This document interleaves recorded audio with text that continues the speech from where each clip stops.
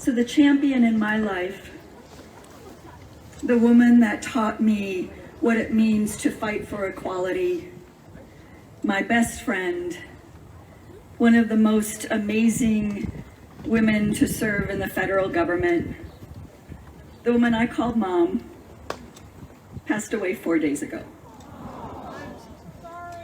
Thank you. Thank you. Thank you so much. To stand here and watch all of you, especially the young people, I feel my mom. My mom was a victim of the most horrendous sexual abuse from the time she was 5 to 9 years old by an older brother and farm boys in rural South Dakota. The abuse that happened to my mom damaged the organs inside her body. She was only able to carry 2 pregnancies. I was the second for her to carry almost full term, but she could only carry me to 7 months. I was born with a body that would never produce a child. And yet the greatest fight in my life is for equality and children to have equality, especially females, to get equality equal to their brethren.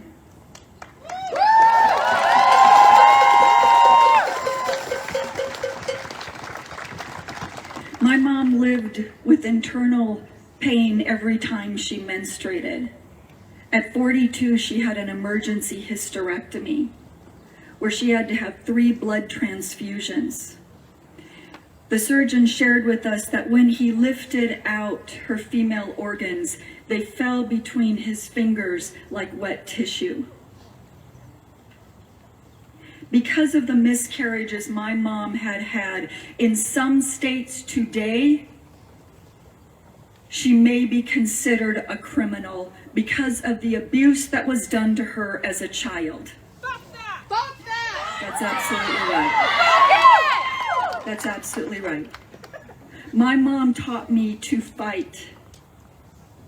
My mom also taught me the love of government. She taught me that my government was my neighbor.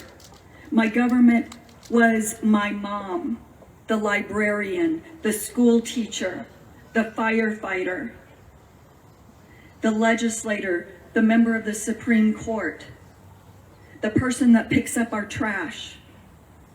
Our government is all around us because our government is of the people, by the people, for the people, we the people.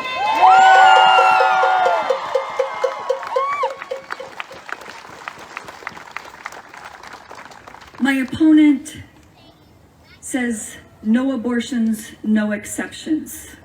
And yet he just voted against funding emergency supplies of infant formula.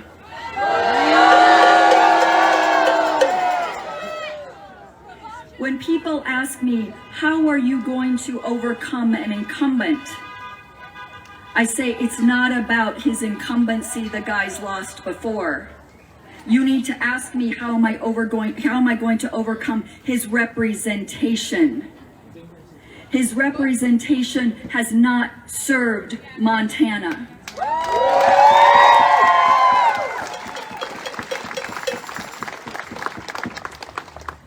So for the young people here, for the older people here who fought for this right for 50 years ago and every year since,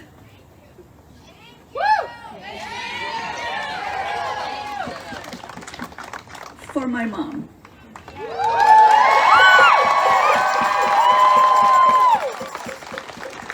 A dark day has returned to our country. The United States Supreme Court slammed its mighty gavel, declaring that all people were not created equal. A shadow has been cast over our Constitution and over all of humanity.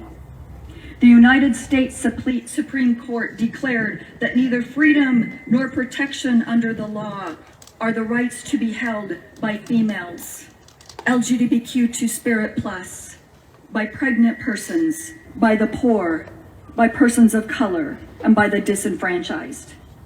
The United States Supreme Court declared that reproductive rights are only for one gender. This is a dark, dark day for all of humanity.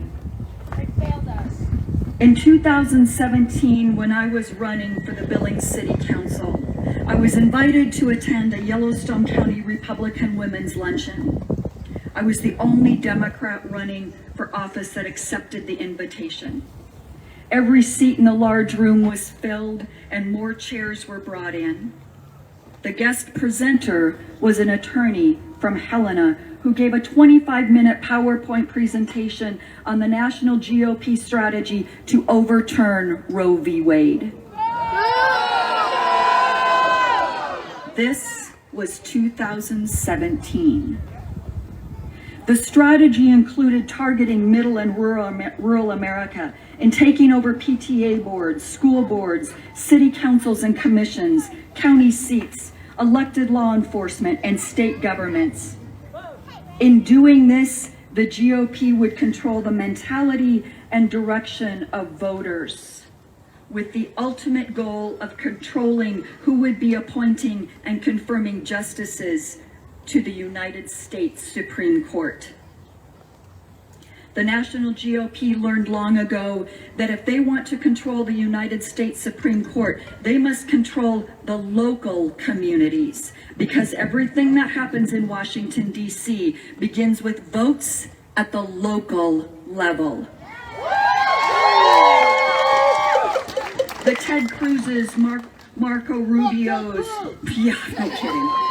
The Ted Cruz's, Marco Rubio's, Mitch McConnell's, and Matt Rosendale's don't get to Washington, D.C. because of votes in Washington, D.C. They get to Washington, D.C. because of votes in the communities in their states. Matt Rosendale gets to Washington, D.C. because of votes in Helena, Great Falls, Havre, Billings, Fort Benton, Glendive, Boulder, Fort Belknap, Broadus, Reed Point, Vaughan, Culbertson, Brockton, Sydney, and all around Congressional District 2. He gets to Washington, D.C. because of what we do or do not do in our own communities. The actions we take in our own communities at the local level is how we turn this tide.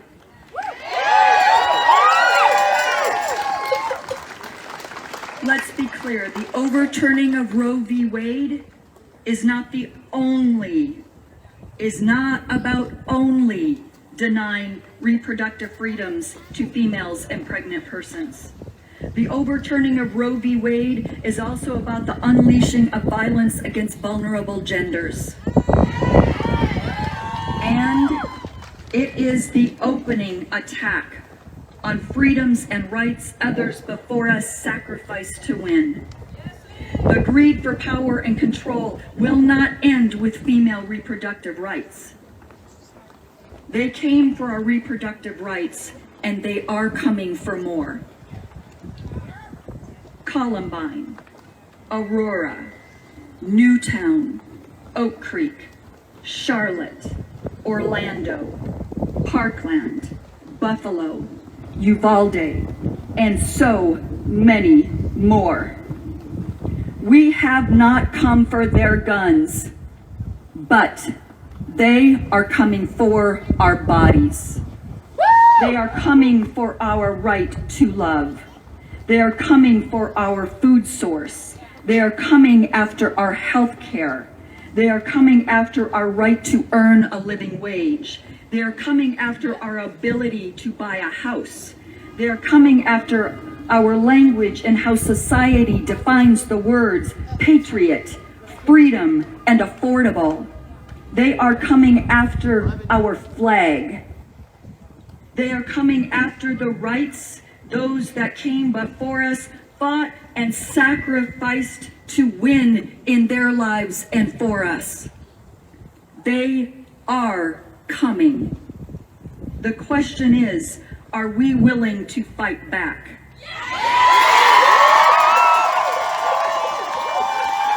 Are we willing to rise up together? Are we willing to organize and unify behind a common vision? The time is now, Montanans. People are hurting in our state and in our country. Rural communities are experiencing drought and poverty. The people who grow our food don't have enough money for food for their own tables. Republican extremists have not been this vulnerable in several years. We have not had a congressional incumbent with this much opposition, even from his own party.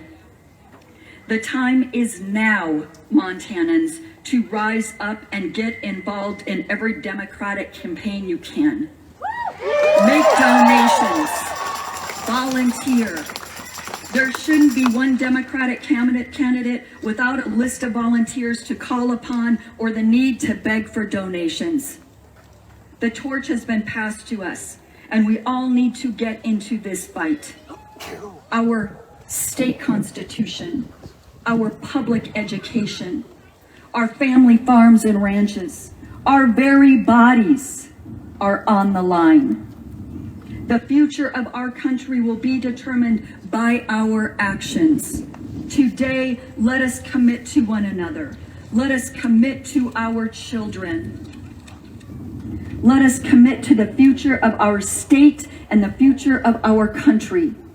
Today, let us take the torch and run for our freedom and our right to love who we choose.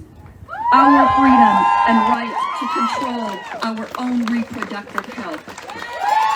Our freedom and right to farm our farms. Our freedom and right to earn a living wage. Our freedom and right to build equity. Our freedom and right to an education that is affordable, or thankfully higher education that is free. And so much more.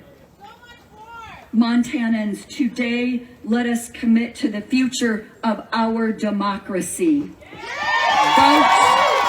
Vote Democrat.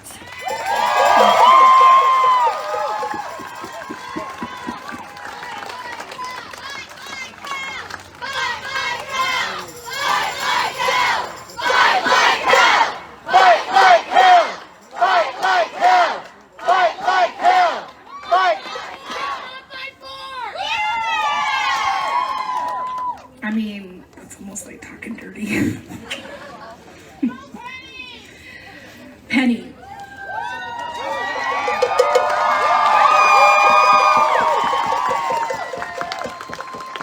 Penny, it takes some real kahunas to step up for office.